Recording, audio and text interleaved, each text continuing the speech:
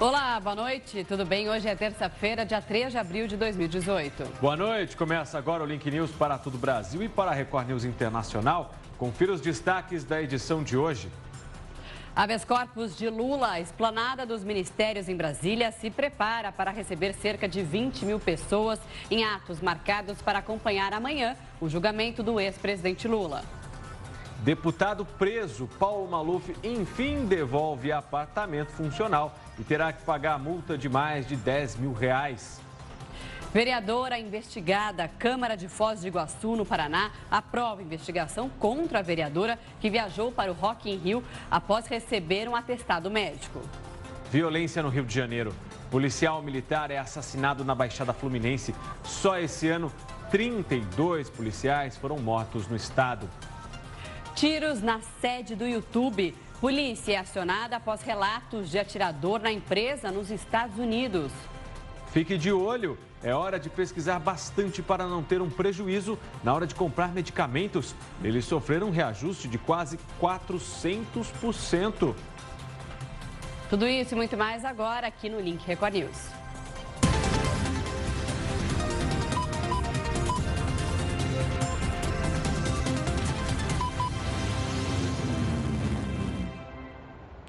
Jovens amarraram uma caixa d'água com pessoas dentro em um veículo e saíram puxando pela rua de Guarulhos, em São Paulo. Um dos rapazes que estava dentro da caixa acabou morrendo depois de ser atingido por um carro. Uma brincadeira que acabou mal. As imagens mostram o carro passando rápido e puxando uma caixa d'água. Dentro, 2 jovens se divertem. O ângulo da câmera não permite ver o que acontece a seguir, mas mostra um rapaz que chega correndo. Ele está desesperado com o acidente que acabou de ocorrer na rua Mucugeu, no Jardim Guilhermino, em Guarulhos, na Grande São Paulo. Carlos Santos, de 19 anos, foi atingido por um carro e morreu. A família de Carlos garante que sabe o que aconteceu. Nessa curva aqui, a caixa d'água acabou vindo para esse lado aqui da avenida, que é de mão dupla. Um carro que estava subindo por aqui acabou atingindo o reservatório. Os 2 motoristas fugiram depois do acidente. 2 jovens foram socorridos e levados para o hospital. Carlos passou por cirurgia, mas não resistiu. Para a família, o motorista do carro que bateu na caixa d'água também é vítima do acidente, mas deveria ter prestado socorro. As imagens já foram entregues ao delegado, que pretende reabrir a investigação. O trabalho da polícia, então, agora é identificar os 2 motoristas. Sim, os 2 motoristas, tanto aquele que se chocou com a caixa d'água, quanto aquele que rebocava essa caixa d'água. Um lutador de MMA de 29 anos foi assassinado na frente da mulher e do filho de apenas 9 anos dentro de casa em Belém, no Pará. Ele estava dormindo quando foi acordado pelos criminosos e foi morto sem chance de defesa. Mamute, como era conhecido, era lutador de MMA. Possuía no currículo várias vitórias, dormindo, e foi acordado pelos atiradores batendo na porta da casa. Com medo que a sua motocicleta usada para trabalhar, também como eletricista, fosse roubada, o lutador decidiu abrir e ver quem era. Em questão de segundos, o mataram sem dar chances de defesa. A motocicleta se encontrava nos fundos do imóvel, não fizeram questão de levar. Ou seja, os 3 elementos, eles vieram com o objetivo de executar a vítima e conseguiram o intento que eles queriam. Adriano Silvert Santana Siqueira, de 29 anos, executado dentro daquela casa. Ele não possuía passagens e foi morto na frente da esposa e do filho de apenas 9 anos. Divisão de homicídios, perícia criminal, trabalhando lado a lado aqui na cena do crime, investigando o caso. Bandidos gravaram um vídeo do momento em que andavam em comboio armados com fuzis nas ruas de Belford Roxo, no Rio de Janeiro. As imagens mostram 5 carros com bandidos fortemente armados circulando pelo município de Belford Roxo, na Baixada Fluminense. Foram os próprios criminosos que gravaram o vídeo. Vamos tomar o Zé! Tomar o Zé! A carreata acontece em plena luz do dia, em ruas movimentadas do bairro Bom Pastor. Moradores passam por ali e os traficantes parecem não se importar com isso. A preocupação é outra: ostentar. É muito fuzil, mano. Pelo menos 2 criminosos que aparecem no vídeo já foram identificados pela polícia. As investigações apontam que os bandidos seriam da comunidade Gogó da Ema e que poderiam estar em deslocamento para um baile funk lá na região. Quem mora no bairro garante que já presenciou outras carreatas formadas por traficantes armados. A polícia ouviu 4 testemunhas do atropelamento do músico que foi atropelado em uma área reservada para o lazer no Rio de Janeiro. Os depoimentos devem ajudar a identificar o motorista que fugiu do local após o acidente. Num momento tão difícil para a família, o apoio dos amigos. O adeus ao baixista André Rodrigues reuniu grupos de ciclistas, músicos experientes e artistas consagrados. O baixista se apresentava com grandes nomes da MPB, como Maria Rita e Davi Moraes, além de Lulu Santos, Gilberto Gil e Vanessa da Mata. É lamentável e vergonhoso. Na manhã de domingo, André Rodrigues, de 50 anos, saiu cedo de casa para pedalar antes do almoço com a família. Ele tinha combinado com a mulher que voltaria para entregar o ovo de chocolate para a filha de 8 anos. Faltavam poucos minutos para a via se transformar em área de lazer. Na altura do Monumento dos Pracinhas, André foi atropelado. O atropelador vinha num carro preto em alta velocidade e fugiu sem socorrer a vítima. André foi levado consciente para o hospital, mas não resistiu. Agora a polícia analisa imagens de câmeras de segurança para encontrar o motorista e conta com 4 testemunhas que já estão sendo ouvidas. Em 2006, ele já tinha sofrido outro atropelamento, o que fez com que ele aumentasse a segurança para a prática do esporte. Se você for ver em todas as fotos do André, ele está bem equipado. Está sempre cumprindo com a questão da segurança. André deixa mulher, 3 filhos e uma legião de fãs como colega de profissão, Arthur Maia. Uma unanimidade de pessoa, de cidadão, de músico, como eu disse, uma pessoa impagável. O prefeito da cidade de Cabedelo, na Paraíba, Leto Viana, e 5 vereadores foram presos durante a Operação Checkmate da Polícia Federal. A investigação descobriu um esquema de corrupção na administração do município, que fica na região metropolitana de João Pessoa. A esposa do prefeito, que também foi presa, seria responsável pelos contratos fraudulentos. O prejuízo é estimado em 18 milhões de reais. Bom, agora a gente fala sobre a expectativa para o julgamento do habeas corpus preventivo do ex-presidente Lula no plenário do Supremo Tribunal Federal, que acontece amanhã, né? Exatamente. Na prática, a decisão define se Lula poderá ou não ser preso enquanto recorre às instâncias superiores por uma condenação por corrupção passiva e lavagem de dinheiro, no caso do triplex do Guarujá. No último dia 22 de março, os ministros do Supremo decidiram adiar para esta quarta-feira a conclusão do julgamento do habeas corpus preventivo de Lula após discussão preliminar do recurso. Com isso, o Tribunal Regional Federal da 4ª Região, de segunda instância, que condenou Lula a 12 anos e 1 mês em regime fechado, ficou impedido de decretar a prisão do ex-presidente. No dia 26, o Tribunal de Porto Alegre negou o recurso da defesa contra a condenação. O caso tem gerado muita polêmica entre a população e no próprio Supremo. Isso porque a Corte decidiu, em 2016, pela prisão após condenação em segunda instância. No julgamento de amanhã, o plenário vai decidir o caso específico do ex-presidente. Mas, se o STF decidir que Lula pode responder o processo em liberdade, a decisão abre um precedente para outros réus presos após condenação em segunda instância. Hoje, a Procuradora-Geral da República, Raquel Dodge, afirmou que a execução da pena após esgotados todos os recursos é um exagero. A Constituição brasileira também garante não só a presunção de inocência, não só o duplo grau de jurisdição, mas ela garante segurança jurídica e efetividade, que se não forem observados em um sistema adequadamente, o processo criminal não termina ou só termina quando está prescrito. Manifestações pró e contra Lula estão marcadas em várias cidades do país. O ex-presidente deve acompanhar o julgamento em seu berço político, no Sindicato dos Metalúrgicos do ABC, em São Bernardo do Campo. Nesta segunda-feira, ele voltou a se defender em evento no Rio de Janeiro. O que eu quero é que eles parem de mentir a meu respeito, devolva a minha inocência, porque eu quero ser candidato. A tensão social e política em relação ao julgamento levou a presidente do Supremo, a ministra Carmen Lúcia, a fazer um apelo pelo respeito à democracia e pediu serenidade. O fortalecimento da democracia brasileira depende da coesão cívica para a convivência tranquila de todos. Há que serem respeitadas opiniões diferentes. Este é um tempo em que se há de pedir serenidade. Serenidade para que as diferenças ideológicas não sejam fonte de desordem social. A sessão do Supremo está marcada para as 14h desta quarta-feira. Caso o Supremo não atenda ao pedido da defesa, Lula poderá ser preso.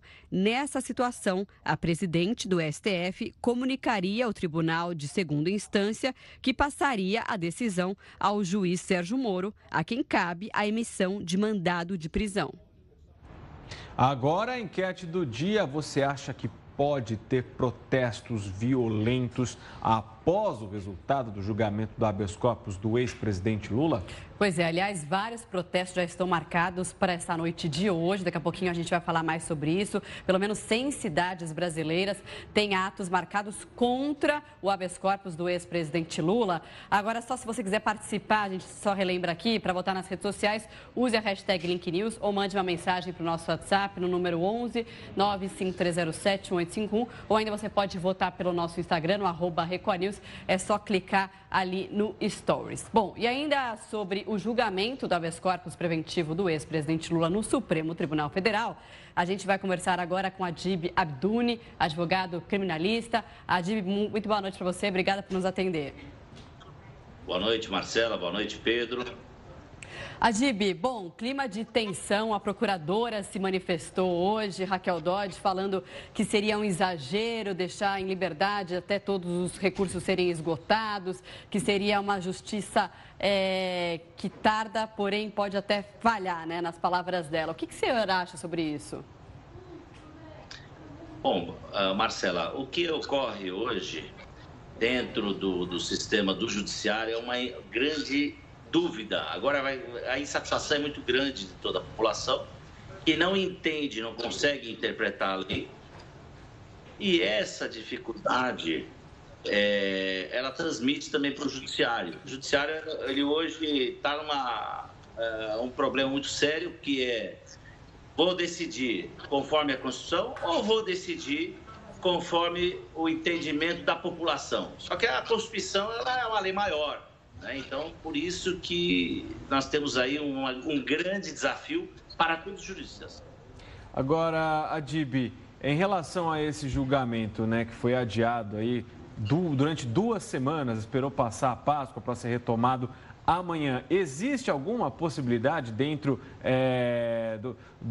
da condução ali no Supremo de nós não termos um resultado amanhã, de alguém pedir uma vista, por exemplo, de alguma coisa acontecer e esse resultado não sair amanhã? Sim, há a possibilidade de qualquer ministro pedir vista do processo, retirar de pauta e voltarmos aí a aguardar um resultado. Para que facilite todo esse resultado, até para que o país se desenvolva melhor e tenha um entendimento, nós temos aí 2 ADCs que estão para ser julgadas. Elas, infelizmente, não foram pautadas até o momento. Amanhã seria o dia ideal para pautá-las e colocar como julgamento essas ADCs, porque aí serviria para todas as pessoas, não só para o HC do ex-presidente Lula. Então, essas ADCs, que é uma ação direta de constitucionalidade, que estão em discussão sobre a prisão de segunda instância, seria essencial amanhã se decidir, porque aí se resolveria de forma ampla e restrita, para todos os brasileiros saberem que a prisão pode ou não pode ser cumprida em segunda instância. Agora, o ministro Gilmar Mendes hoje deu uma declaração de manhã, ele está em Lisboa, né, vai voltar para participar do julgamento, ele disse que, no entendimento dele, quando foi decidido, o STF decidiu que a prisão após condenação em segunda instância poderia acontecer e que não, de fato, é uma regra e que isso tem sido aplicado como uma regra. Ele, que, claro, em alguns momentos também não seguiu essa regra. Como que o senhor vê essa decisão tomada em 2016 pelo STF? O ministro Gilmar Mendes demonstra aí que vai alterar seu posicionamento com relação à segunda instância. Ele vai, sim, decidir para que seja julgado, para que fique, após o transjulgado, a execução da sentença. Ou seja, a execução provisória da sentença só vai ficar para alguns ministros. Acredito aí que vai mudar totalmente esse cenário de amanhã. E se eventualmente ocorrer de decidirem desfavorável ao entendimento só após o transjulgado, provavelmente qualquer ministro vai pedir aí vista para segurar esse processo e evitar estender essa liminar que foi dada aí de forma incidental. Agora, acredito aí que tinha aí grande chance de mudar esse cenário. Agora, doutora Adib, em relação ao ex-presidente Lula, o que está em jogo amanhã? O HC? O que é o HC? O habeas corpus? Eu queria que o senhor pudesse explicar para quem nos acompanha o que é um habeas corpus. O habeas corpus o nome é chamado como evitar do direito de ir e vir. Quando você tem o direito de ir e vir, ou seja, violado, quando você tem a possibilidade de ser preso ou por qualquer outro motivo que deixe seu direito, tire seu direito de ir e vir, você entra com habeas corpus. Então, ou seja, o remédio jurídico necessário para que seja colocado para o presidente, o ex-presidente, é o HC, que a gente chama habeas corpus, para evitar que ele seja preso pelo entendimento da segunda instância, que é aquele entendimento de 2016. Mas como agora foi colocado novamente em discussão, provavelmente nós teremos aí uma decisão divergente e possivelmente ele terá aí êxito nessa empreita aí. Adib, só para a gente encerrar então, caso então o Supremo não acate esse pedido da defesa e o ex-presidente Lula possa ser preso, como que funciona esse trâmite e quando, a partir de quando que ele pode ser preso?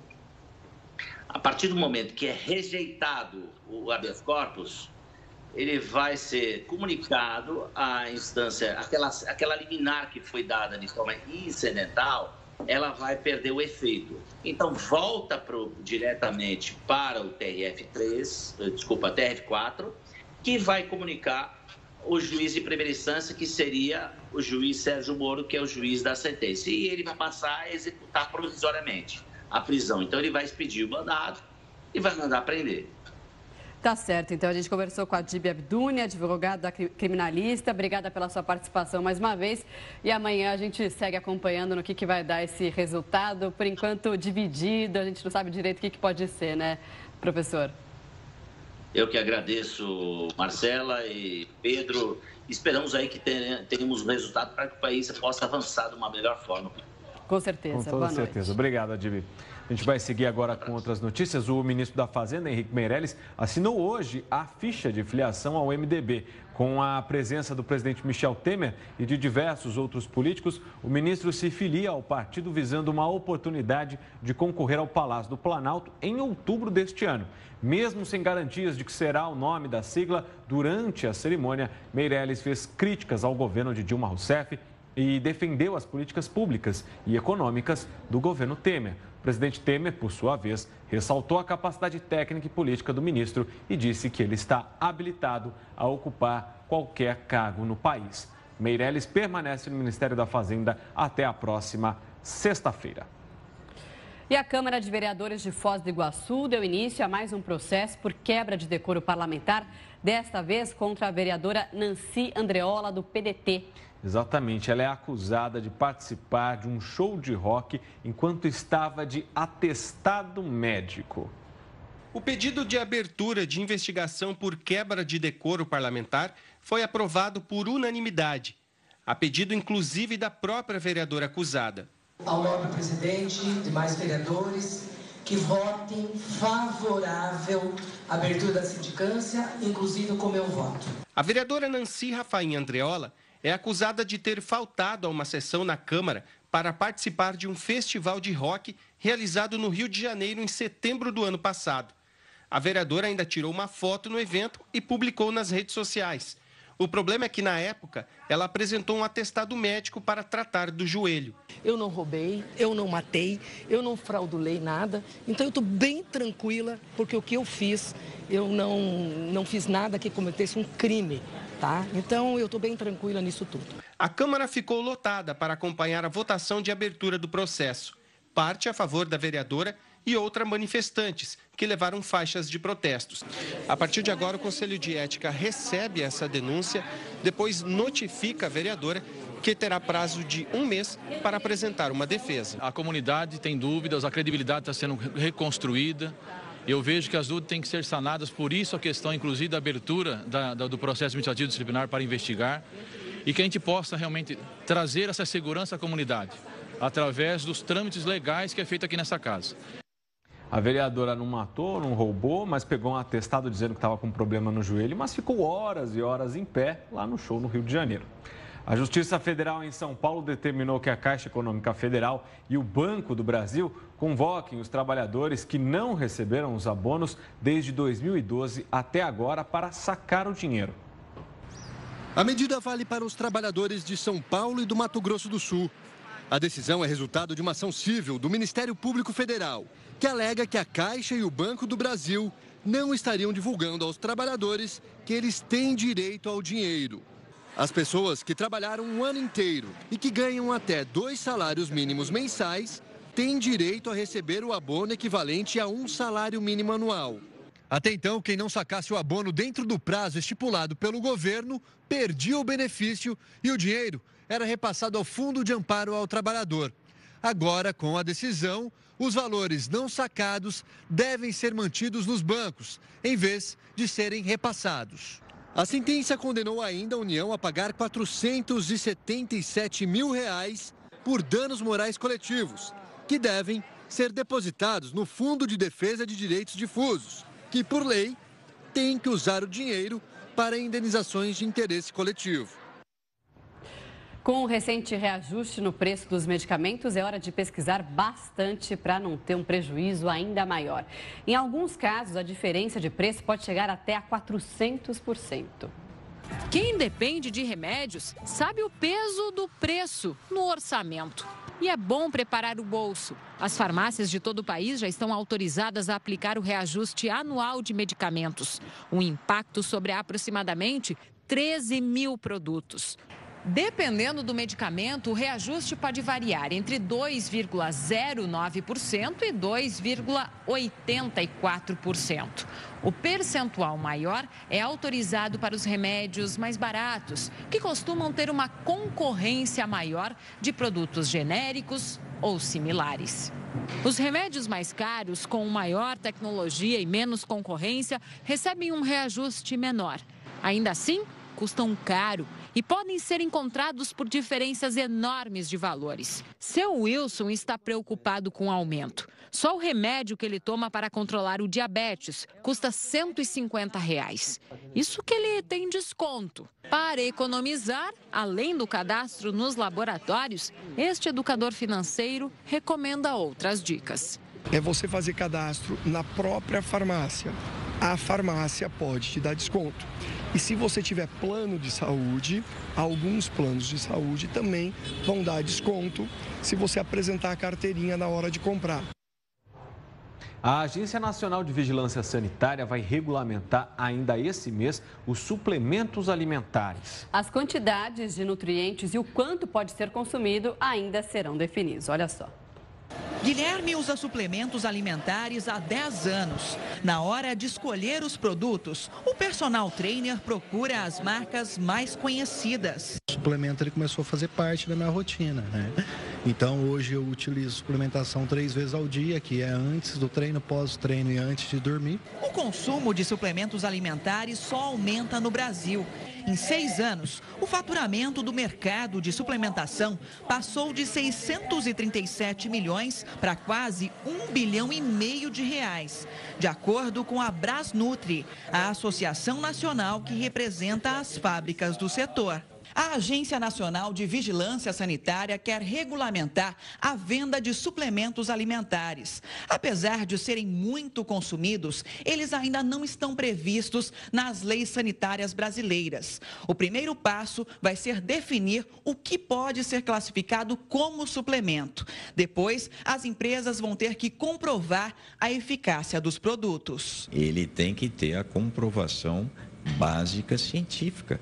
Ele não é para tratar doenças. Ele é feito, como o próprio nome fala, para complementar, para suplementar a alimentação de uma pessoa saudável. Quem usa não tem a garantia de que as informações contidas nos rótulos realmente são validadas.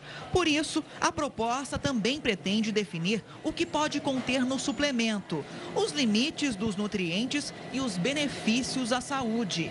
A ideia é levar mais segurança aos consumidores. Quem ingere esse produto sem orientação, você pode tranquilamente estar desenvolvendo um quadro de alguma doença que muitas vezes, e aí é que está o grande problema, não vai se manifestar agora.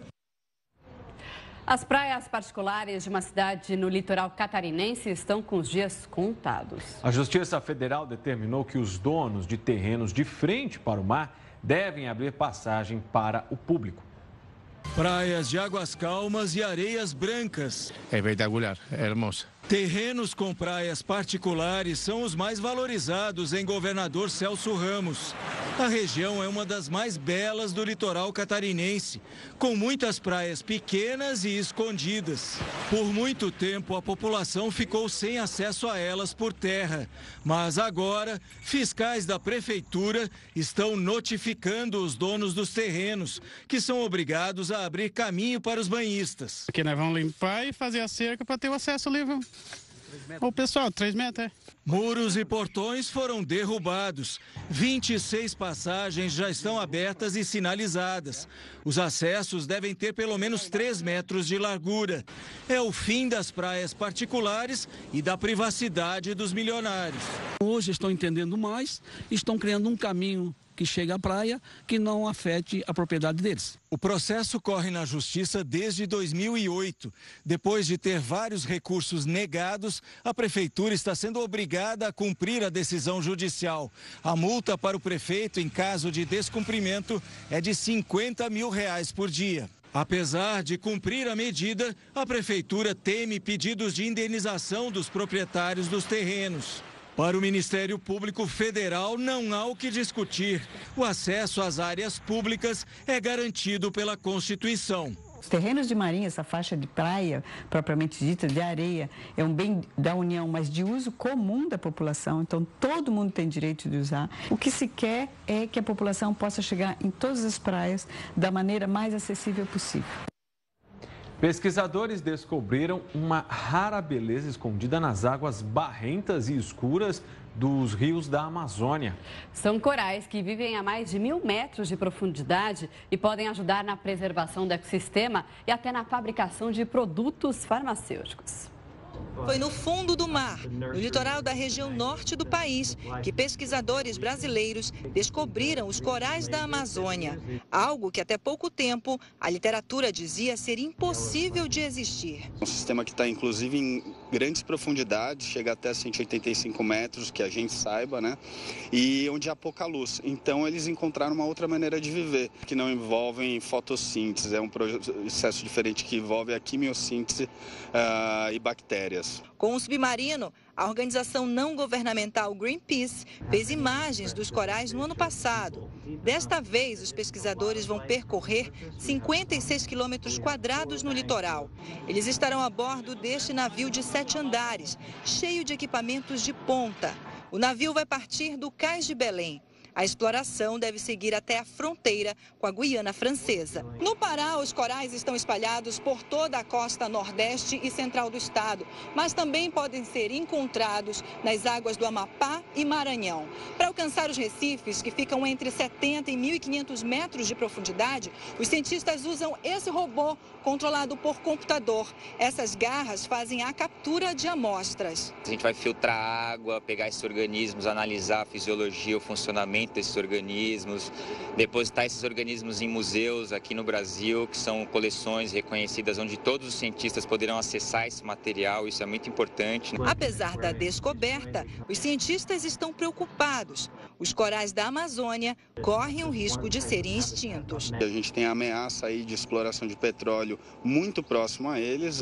O bloco mais próximo está a 8 quilômetros dos corais que a gente conhece hoje. Esses recifes também eles funcionam como uma fonte de fármaco que produzem aí substâncias bioativas que podem ser utilizadas para a produção de remédios, cosméticos. Eles funcionam também como uma fonte de biodiversidade em tempos de mudanças climáticas, porque os recifes rasos do mundo todo estão morrendo.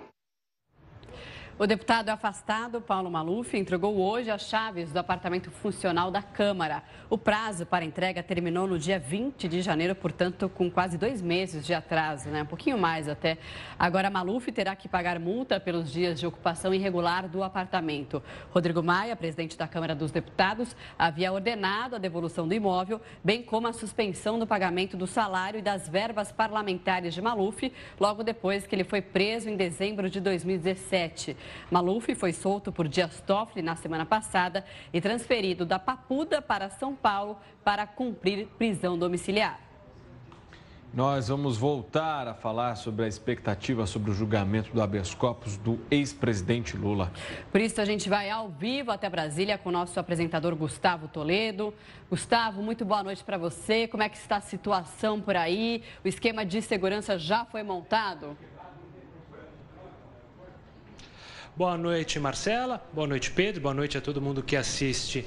Olhem que a situação deu uma acalmada boa por aqui por causa da chuva que atingiu o final da tarde aqui em Brasília. Chuva com uma trovoada forte. Inclusive, manifestantes já se posicionavam aqui na esplanada próximo ao Congresso, bem em frente ao Congresso, na Alameda dos Estados. Manifestantes contrários ao ex-presidente Lula, ou seja, a favor, então, que o réu condenado em segunda instância passe a cumprir a pena. Eles ainda estão aqui, mas um número bem reduzido. Antes, a expectativa era que o ato juntasse ali 5.000 pessoas. A Polícia Militar, antes dessa chuva forte que atingiu aqui a capital federal, estimou em 1.500 pessoas. Eles estão ali com carros de som, fazendo ali gritos contrários ao ex-presidente, mas não há nenhum tipo de conflito. Há também uma previsão de uma vigília de manifestantes, esses a favor do ex-presidente Lula. Também essa já um pouco mais ao fim da esplanada, ou no começo, dependendo do ponto de vista, ali próximo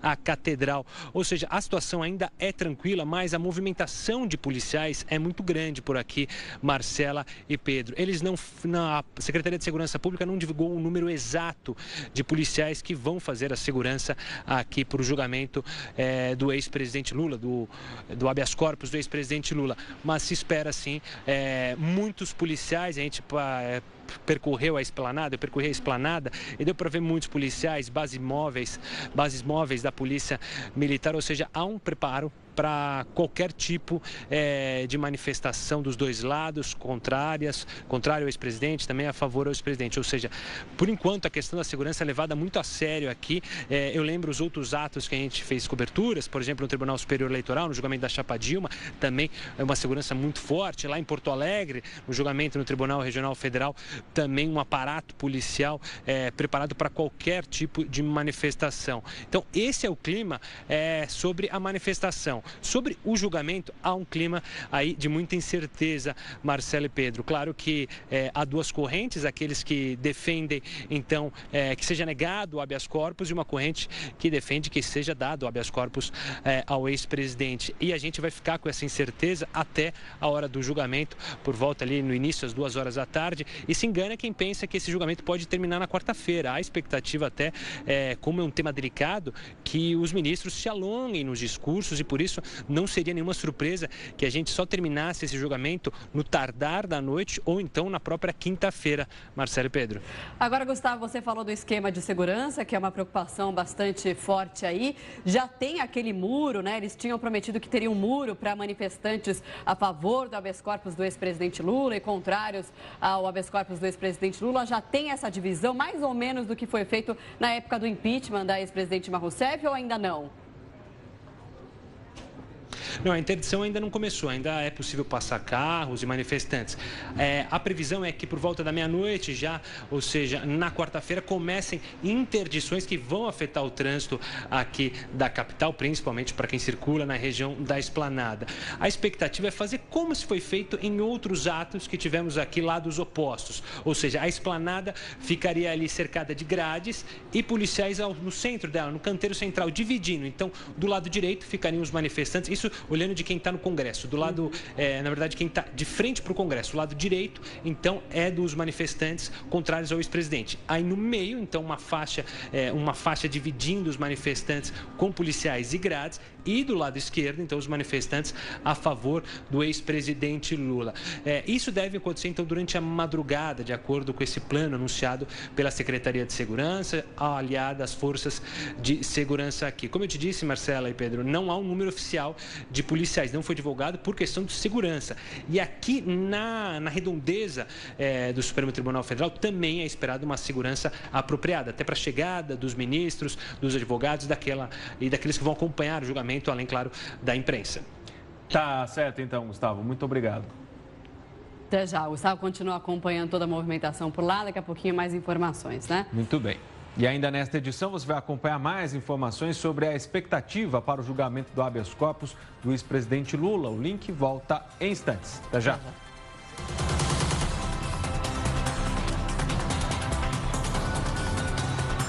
A polícia de San Bruno, na Califórnia, responde neste momento a relatos de tiros na sede do YouTube. Por isso, vamos ao vivo a Miami com a nossa repórter Tina Roma, que traz mais informações sobre o caso. Boa noite, Tina. Boa noite.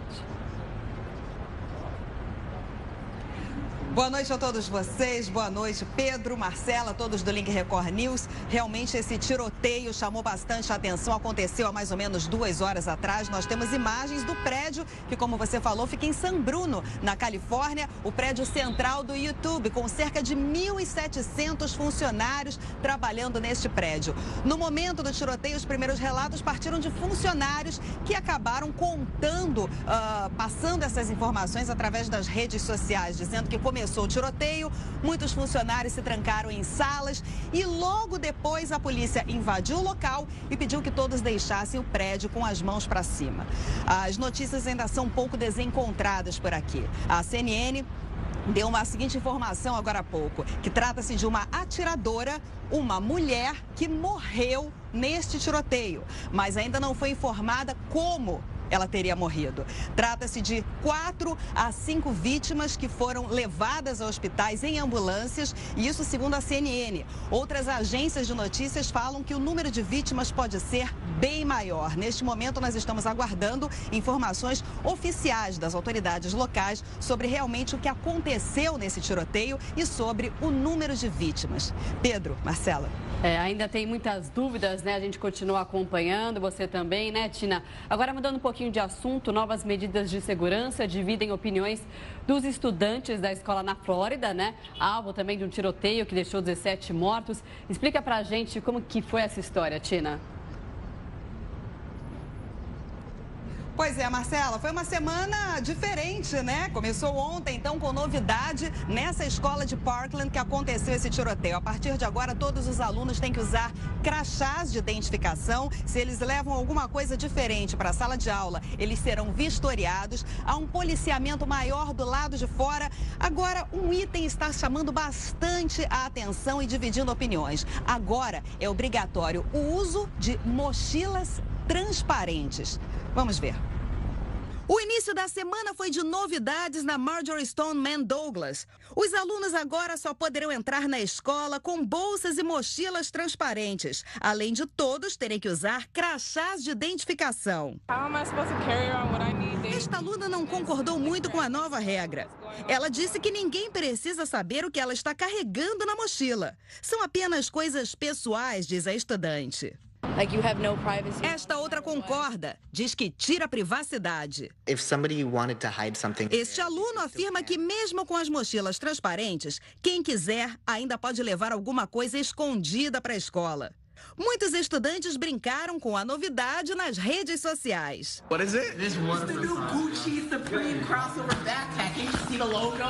Detectores de metais estão planejados para os próximos meses. O governador da Flórida, Rick Scott, também autorizou que mais policiais façam a segurança nas áreas escolares. Zack diz que ter policiais na escola ajuda, mas não é o suficiente.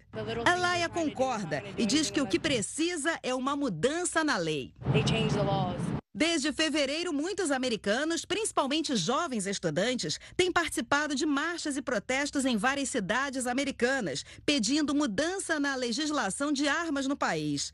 Mas nem todos são a favor de uma mudança. Com opiniões divididas, alguns optaram por fazer ataques nas redes sociais. O irmão do ator Sylvester Stallone pediu desculpas depois de insultar David Hogg, um sobrevivente de Parkland que se tornou um líder do movimento. O músico country Ted Nugent disse que os sobreviventes do tiroteio da Flórida são adolescentes mentirosos e estúpidos. O guitarrista disse que Deus deu direito aos norte-americanos de possuírem armas. Nugent faz parte da NRA, Associação Nacional do Rifle, que patrocina boa parte dos políticos americanos. Durante todos os protestos, nenhum adolescente pediu para que o direito de portar armas no país fosse eliminado. Eles apenas pediram um controle rígido na compra de armas nos Estados Unidos.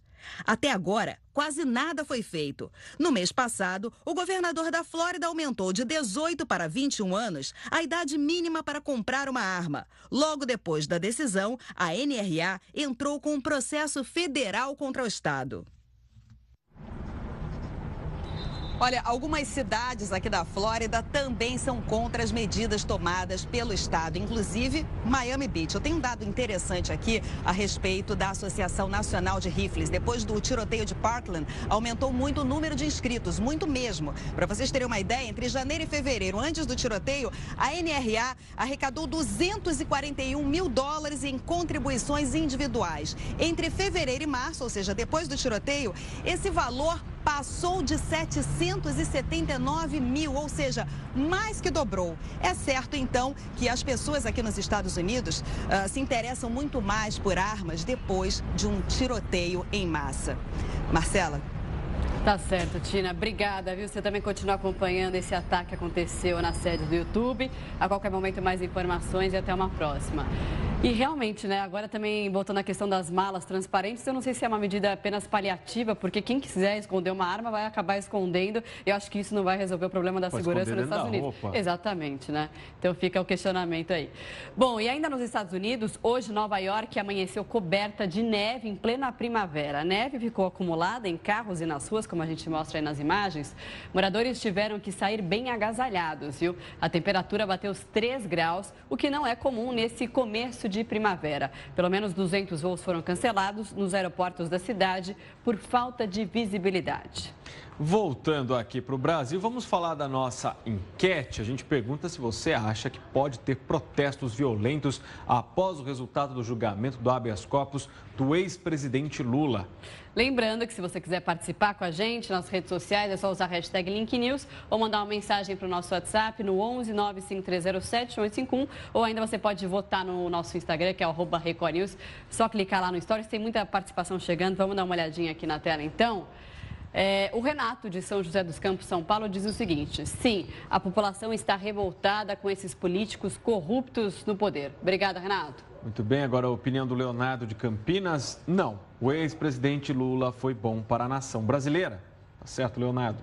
O Rondinelli de Porteirinha, em Minas, sim, se o ex-presidente for absolvido, pode gerar mais violência por parte de quem é contra ele. Inclusive, várias manifestações marcadas para amanhã, né, Pedro?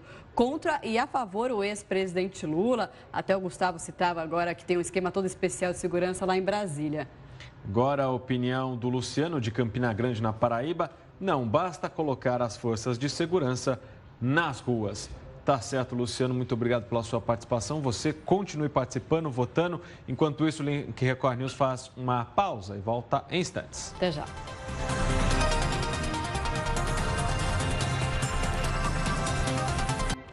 Link News de volta. Agora a gente vai saber quais são os destaques do JR News com Heródoto Barbeiro. Heródoto, boa noite para você. Boa noite. Olá. Olha, da Constituição de 1988 até hoje, são exatamente 30 anos. Quando a Constituição foi aprovada, ela dizia que as pessoas são condenadas depois que transitarem julgado. Mas, em 1988, quando a pessoa era condenada em segunda instância, ela podia começar a cumprir pena. Sabe quantos anos isso durou? 21 anos. Durante 21 anos, até 2009, qualquer pessoa condenada em segunda instância começava a cumprir pena, ainda que ela pudesse continuar a sua, vamos dizer, seus recursos. Em 2009, um cidadão aí, um fazendeiro, ele entrou com um recurso no Supremo. E o Supremo deu recurso para ele. Foi aí que mudou, dizendo, olha, agora não pode mais começar a prender em segunda instância. Então, de 2009 até 2016, portanto, são 7 anos, não podia mais. Em 2016, teve uma nova decisão do Supremo, dizendo, não, pode sim. Já se passaram 2 anos. Então, na minha conta, de 30 anos, 23, você podia ser preso após a segunda instância. Em 7, você não podia. Então, eu acho que essa conta, eu vou fazer essa conta aqui no lápis, daqui a pouquinho, para explicar para a gente, né? Eu acho que essa conta é importante para a gente poder entender, porque senão a gente fica perdido. Então, quer dizer, durante 30 anos, 23 podia ser preso? Podia. Só 7 não podia, porque o Supremo mudou e voltou atrás. Então, essa é uma perspectiva interessante para a gente poder, então, acompanhar a cobertura que nós todos vamos fazer aqui amanhã do julgamento no Supremo Tribunal Federal. É uma coisa bastante importante. Hoje, nós vamos ter aqui vários especialistas novamente explicando direitinho para a gente, porque tem algumas coisas que são assim mais complicadas, né? Vão estar aqui, a gente vai perguntar, a gente vai entender. E no final, eu gostaria de pedir também a vocês, eu não sei se vocês gostam ou do Zeca Pagodinho ou da Boca Nervosa. Quem votar no Zeca Pagodinho vai votar justiça atada, mas não falha. E quem votar no Boca Nervosa é aquela história do triplex. Você pode entrar aqui no Instagram para votar, é o H.Barbeiro, que sou eu. Tá certo. Então vai ser o encerramento democrático de novo, é isso? Exatamente. Nós estamos ficando mal acostumados com essa história de democracia. Não, mas é legal. Participem então, telespectadores. Bom jornal para você, Heródoto. Até mais tarde. Valeu, Heródoto. Bom, a gente volta a falar sobre a expectativa para o julgamento do habeas corpus preventivo do ex-presidente Lula. Manifestantes já realizam atos em diversas cidades do Brasil. Um grupo de pessoas contrárias ao ex-presidente se reúne desde o início da noite em Porto Alegre. Segundo o Movimento Brasil Livre, cerca de 30 mil pessoas participam do ato, que acontece em uma das avenidas mais movimentadas da cidade. Como a gente consegue observar, bastante gente realmente participando dessa manifestação. A Brigada Militar ainda não informou quantas pessoas participam do ato. Os manifestantes estão com faixas pedindo a prisão do ex-presidente. O boneco Pichuleco também foi levado para essa manifestação. Não só acontece lá, mas como em outras cidades do país. Muito bem, sobre este assunto a gente pergunta na nossa enquete, você acha que pode ter protestos violentos após o resultado do julgamento do habeas corpus do ex-presidente Lula? Vamos às participações que chegam então pelas redes sociais. Olha só, o Antônio de Adema, São Paulo, não, pois se a lei for cumprida no caso do Lula, o povo vai saber que criminosos vão deixar de receber benefícios. Obrigada, Antônio. Agora o Valdir, não, ambos os lados querem justiça e democracia. Tá certo, valeu, Valdir. É isso aí. O Tiago de Atibaia, São Paulo, sim, existem pessoas que não sabem se manifestar corretamente sem violência ou algo do tipo. E a gente não fala só da violência física, né? Tem a violência verbal, muitas discussões em redes sociais, enfim. Muito bem, vamos lá. Nair de Campinas, no interior de São Paulo, sim, estão colocando muitas grades de ferro em volta do lugar onde vai acontecer o julgamento. E isso não é à toa, tá certo, Nair? Agora o Vanderlei de Jussari, Bahia, não, pois o Lula é um cidadão como qualquer outro e é preciso respeitar a decisão que for tomada. Exatamente, continue participando. E no próximo bloco você vai acompanhar mais informações sobre a expectativa para o julgamento do habeas corpus do ex-presidente Lula. O link volta em instantes. Até já.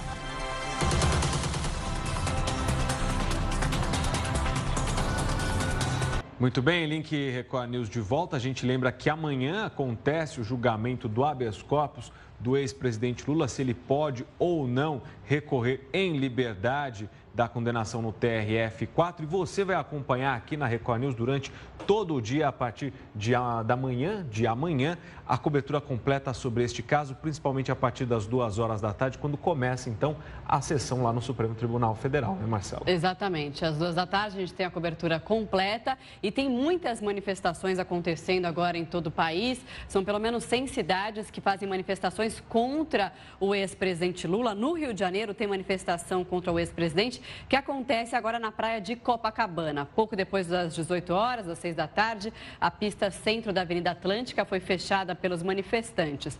Também foi colocado um telão no local. A Polícia Militar não divulga, não tem a estimativa do público presente. Acontece também ato na praia de Acaraí, na zona sul de Niterói. Lá, policiais militares estimaram o número de manifestantes em mais de 1.000 manifestantes. A manifestação em Copacabana continua atraindo pessoas que se aglomeram em volta do caminhão de som do Vem Pra Rua. Aí a gente tem imagens aéreas do nosso helicóptero da praia, da Avenida, né, Atlântica, na praia de Copacabana. A gente vê aí como está a situação interditada nesse momento. A gente vê também uma bandeira bem comprida, verde e amarela, que os manifestantes balançam. É uma manifestação contra o ex-presidente Lula, portanto, a favor aí que o Supremo rejeite esse habeas corpus, e há manifestações acontecendo em 19 estados do Brasil e o Distrito Federal, essas manifestações contra o ex-presidente Lula. Tem algumas manifestações que são favoráveis ao ex-presidente Lula, mas a grande maioria mesmo de protestos de hoje é contra, então, o habeas corpus do ex-presidente Lula. E amanhã tem mais manifestação. Claro, a gente segue acompanhando toda essa expectativa para o julgamento do habeas corpus do ex-presidente. Bom, agora só para a gente encerrar rapidinho a nossa enquete, a gente perguntou hoje se você acha que pode ter protestos violentos após o resultado do julgamento do habeas corpus do ex-presidente Lula. E a gente já tem as respostas. Olha só, 60% acreditam que sim, que podem ter protestos violentos depois desse resultado. E 40% disseram que não, tomara que não, né? Obrigada pela participação e a gente segue acompanhando. O Link Record News fica por aqui. Obrigado pela sua companhia e até amanhã. Record News, informação para você crescer. Boa noite, tchau, tchau, até amanhã.